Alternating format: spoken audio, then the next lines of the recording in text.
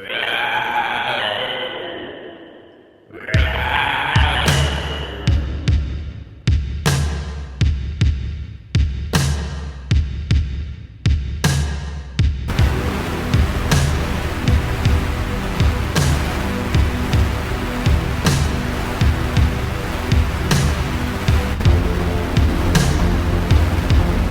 we got kind of a different angle this time, but I think I like it. Head on. Head on! You know, it's always good to change up the angles when you're doing a lot of videos, okay? Alright, first up, The Devil's Rejects. This goes to back to 2005. Played in my local cinema. Actually, I think it was playing back in September. I noticed it last month when I was looking up a 2005 movie to watch. Because, you know, I got a whole system. I'm not going to explain it again. It's in one of the older videos. Go back and it'll give you an excuse to go back and look at the older videos. You know, see what Jeremy's system is. Because I got one. Trust me, I got one. And anyway, The Devil's Rejects. That was playing 20 years. Has it been 20 years? Oh my God! How old am I? I remember when it was coming out on home video, and there was like a display as soon as I would walk into work. You know, because I work at a place that would have the displays for things like this. And I walked into work and I saw The Devil's Rejects, and it said 2 thumbs up.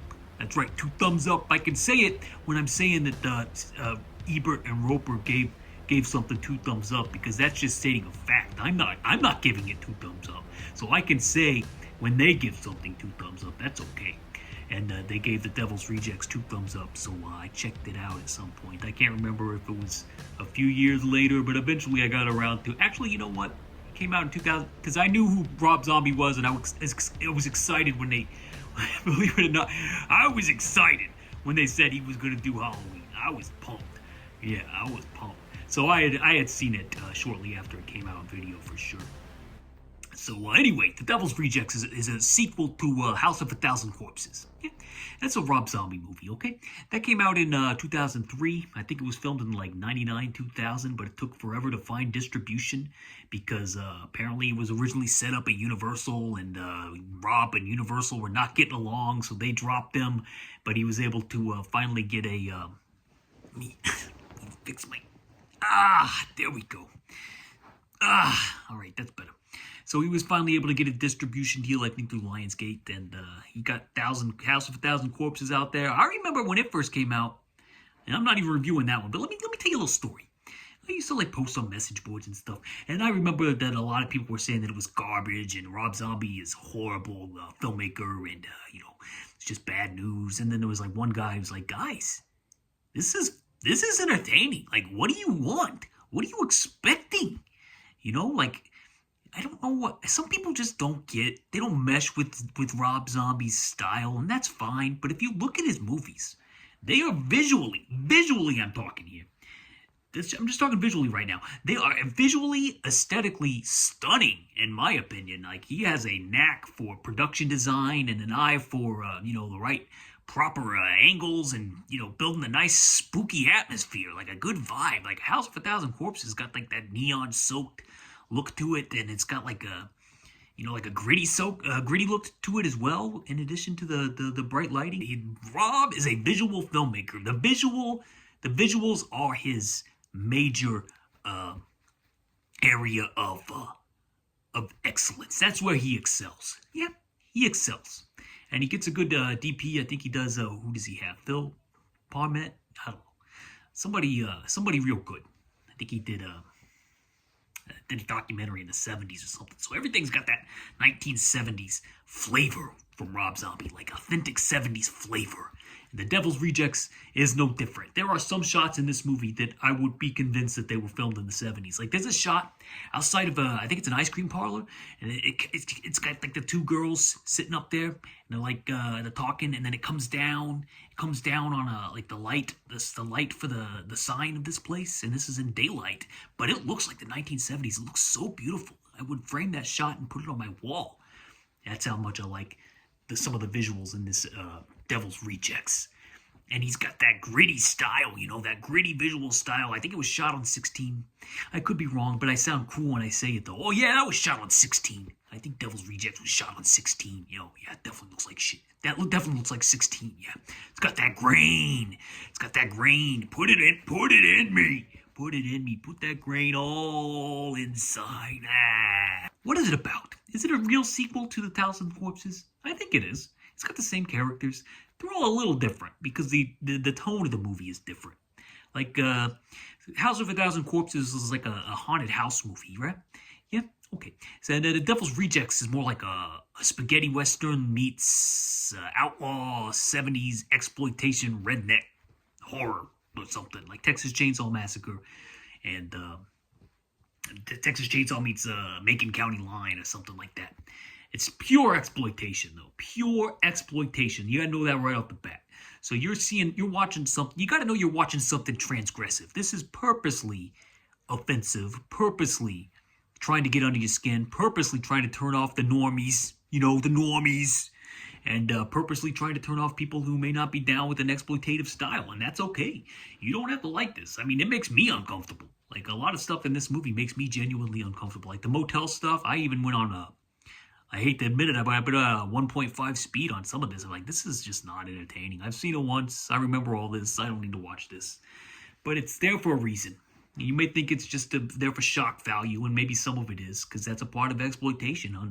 It's shock value, It's a part of exploitation. But another reason it's there is so that when the tables turn, as they say, when the tables turn, you got that nastiness of those motel scenes built into your DNA by that point. And when those fireflies are tied up, and I'm going to maybe spoil a little bit here. So bear with me. It's 20 years old, so I'm sorry if I'm spoiling this for you.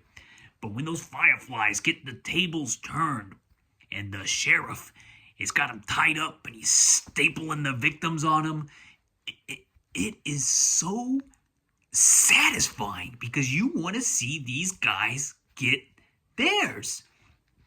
So that's what makes it very satisfying. It's like a revenge thing.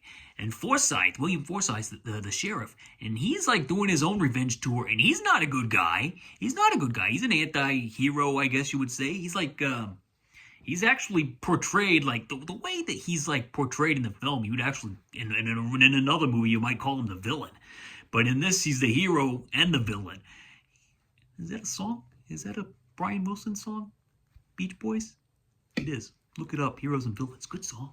Maybe it's about this sheriff. I can't remember his name. I just watched the movie. It's blanking. I'm blanking. My brain doesn't work anymore. It's probably COVID from back in the day, when they had that COVID thing. That's what happened. Gave me the fog forever. The fog forever. Where was I? Oh yeah, the sheriff.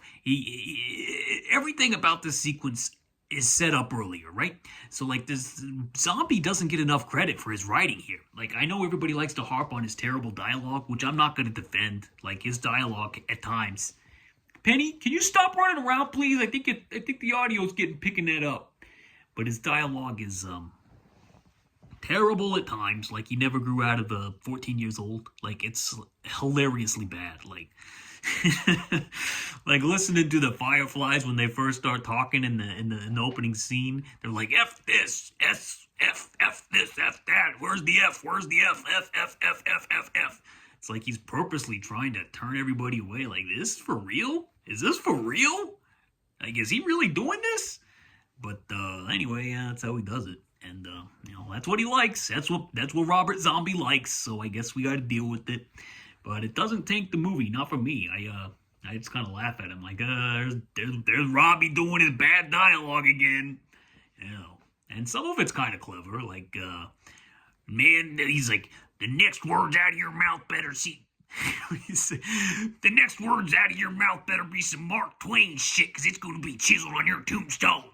Remember when he says that?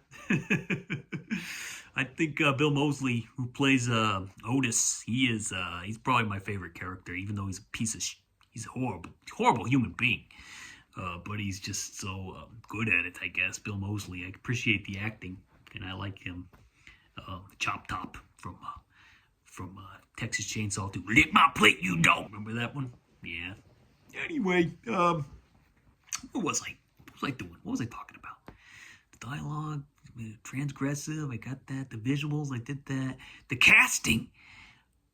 Oh yeah.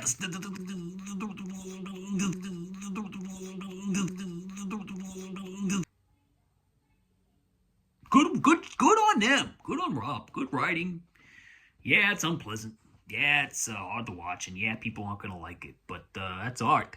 That's true art. This is true art. The Devil's Rejects, true art. Remember, 2 thumbs up. They vouched for it. Siskel and no, not Siskel. Ebert and Roper vouched for it. Siskel was already gone by that point. Rest in peace, Siskel. Miss you every day.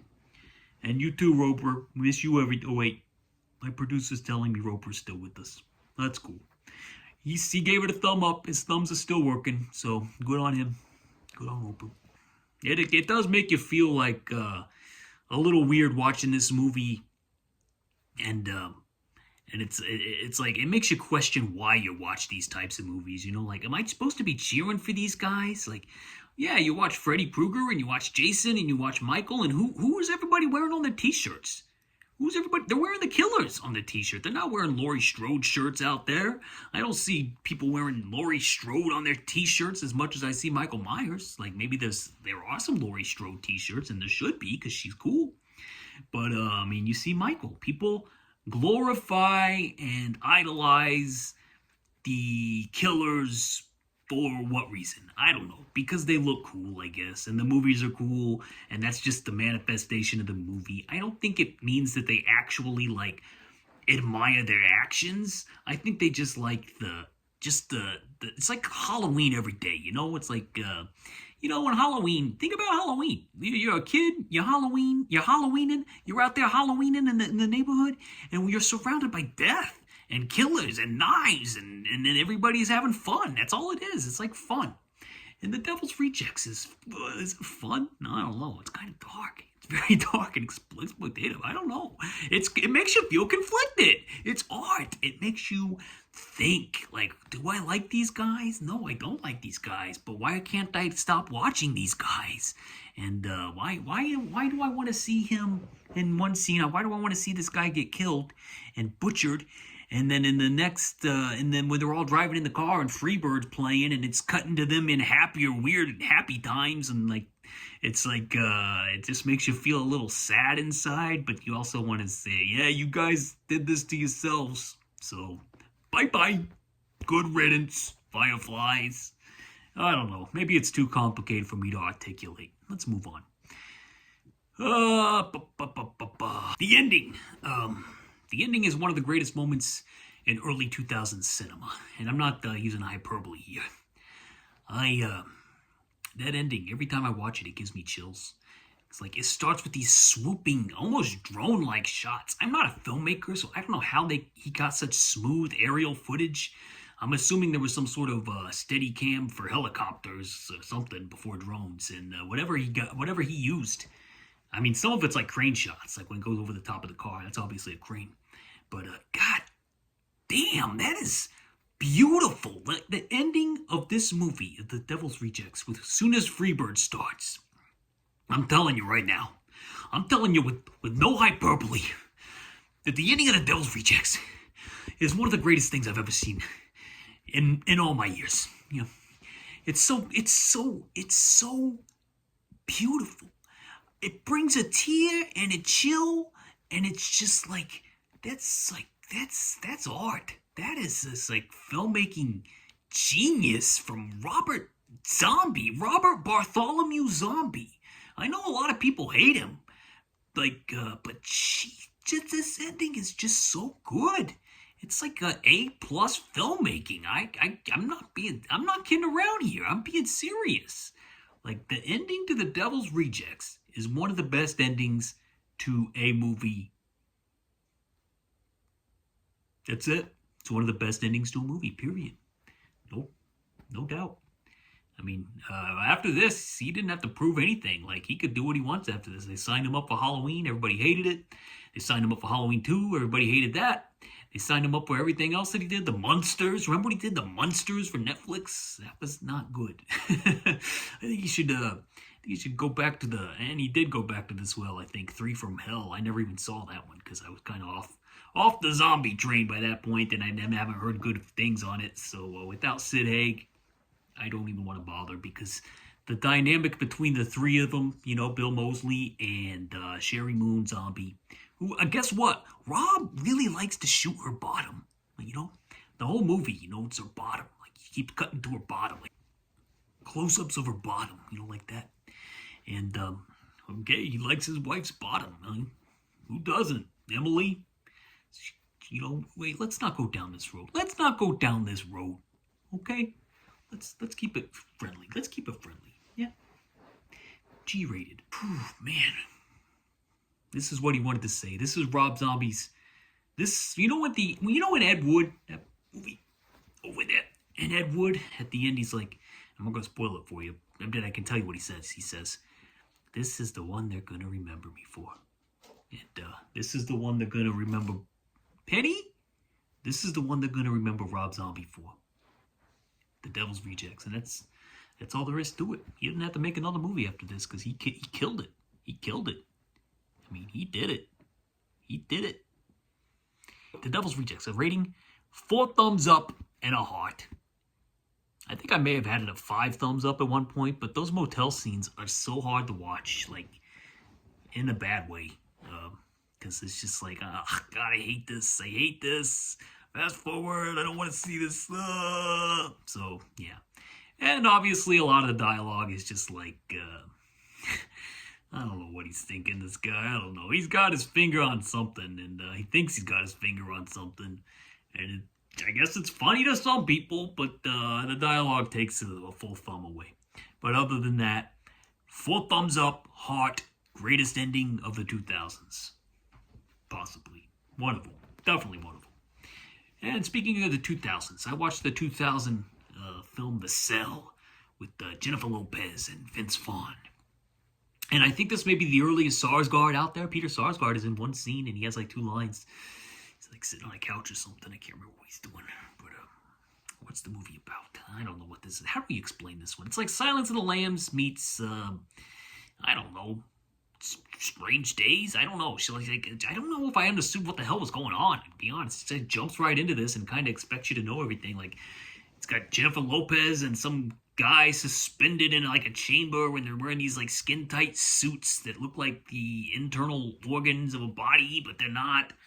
And she can go inside of dreams and talk to the killers and try to find things out. And it's just like, I don't know if I'm following all this, and it's not really engaging either. So it's just like, why am I watching this? I guess I just wanted to see a movie. I just want to watch a movie. So anyway, let's see. Who is the bad guy? Vincent D'Onofrio. He plays the killer. He's got these hooks, like the Chris Angel. Remember that guy? And he's got like the emo hair. Oh,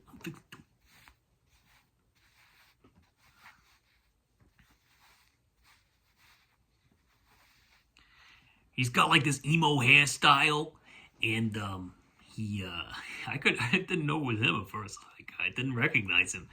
But eventually I caught on. It's like, oh, there's D'Onofrio. He's playing the creepy guy who likes obsessed with water and puts women in tanks and slowly fills up the tank with water and records it and then waits till they die. And then he goes to the bodies and does gross things because that's what people do in horror films. And let me just say that Vince Vaughn is actively terrible in this. Like, I don't know. He's not doing a bad performance per se, but it just feels like he's pretending to be a detective, which is somehow worse than just being bad at delivering lines. Like, I do not buy him one bit. And he just looks like he's phoning it in, and he's tired, and he's got the eyes. He's got those Vince Vaughn eyes where he looks like he's about to fall asleep. Terrible chemistry with Jennifer Lopez. I don't know, man. What people praise this movie. I guess they're just praising the visuals, but to me, it just looked like 1990s computer screensaver, the movie. And there's one scene. I swear to God, I didn't know anything about this, and I watched this movie. Okay, and there's one scene that literally looks like it's on the set of Losing My Religion. Remember that music video with REM? It literally looks like it's on that set. It turns out the guy who directed this movie directed the music video to Losing My Religion, and I'm not the first person to notice this.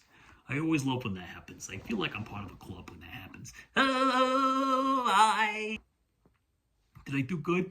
Did I do good? I don't think so. It wasn't my best work. That's me in the corner. Anyway, yeah, Losing My Religion. I guess he was like, let's bring that set back. I wasn't done with that one yet. That guy with that, you remember that video where it's got that guy with that wound in his side? And he's like poking it.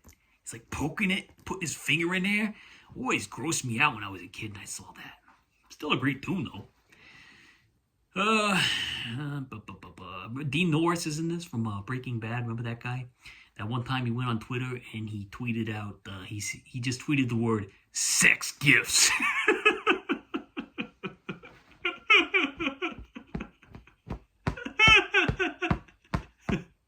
It was clearly a mistake. Who hasn't almost done that, though? Let's be honest. But it's an ugly movie. It's an ugly movie.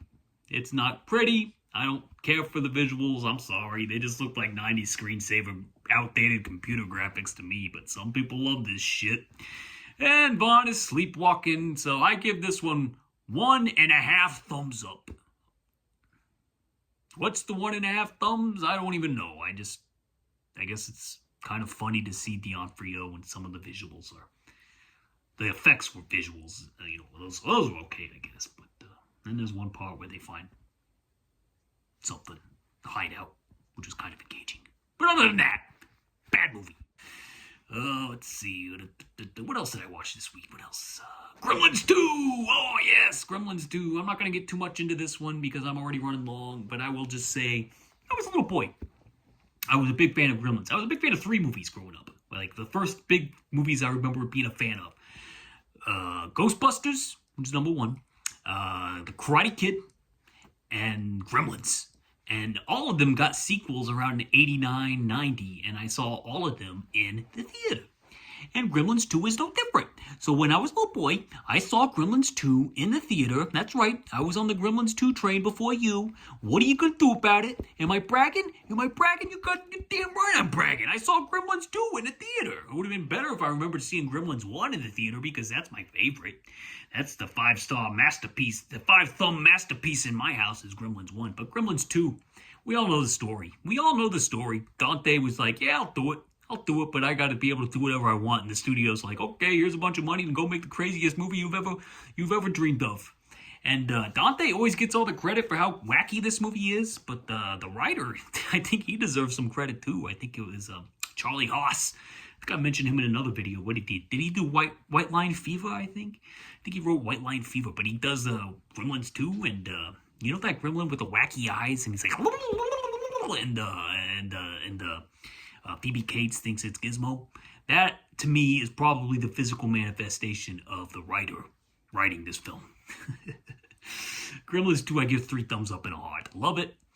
But is it a great movie? Like, a lot of people have got it up there in, like, the 5-star, and they just love to talk about it being, like, some masterpiece. And, guys, I saw it when it came out, okay? I saw it in the theater. I'm not here to crap on it. I'm here to like it. I like the movie. But I think that some people treat it like it's better than the first one, and I think those people are wrong, because Gremlins 1 is the best out of the Gremlins films. And that Mogwai franchise that came out with the cartoons. I want to see Gremlins 3, though. Definitely. I don't think it's ever going to happen, but I would definitely like to see a Gremlins 3. There was a guy that wrote a song about that I saw a couple years ago. That was pretty good.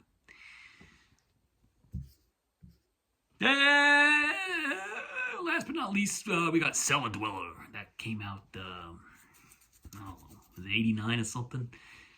This one's about an artist who he goes crazy writing. God, I've been going so long I can't even describe the movie. I don't know. It's about a thing. It's about a guy with a reanimator plane. Jeffrey Combs plays a comic book artist. That's what it was. It's been a while. Jeffrey Combs plays a comic book artist who something happens to him when he's making his comic and he dies. And then years later, another lady comic book artist, she comes down to the art museum training grounds where he lived and worked, and shenanigans ensue. Yeah, shenanigans ensue. The same spirit that ended up that he would draw little pictures and the pictures would come to life. It's almost reminded me of the movie I watched a couple last week. What was that one? You know, the one with the book? I Madman. Yeah, I Madman. Yeah. Kind of reminded me of that, except a little different. And a little bit of that Tales from the Hood episode with the kid with the drawings. But anyway, it's about all there is to say about this one, other than as plot wise. You know, just watch it. It's got Brian Robbins in it, that kid from Head of the Class. You know, that guy with the. I always got him confused with the guy who plays Mark Ratner in Fast Times at Ridgemont High, but they're different people.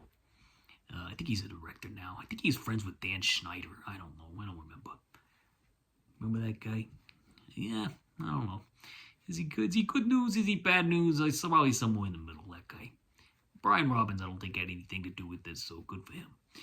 But there's a poster of the Reanimator in one of the rooms, and Jeffrey Combs is in the opening scene, so I thought that was a little weird. Jeffrey Combs is on the poster of Reanimator, so a little weird. Character named Amanda, and my God, has she got the biggest shoulder pads that I've ever seen.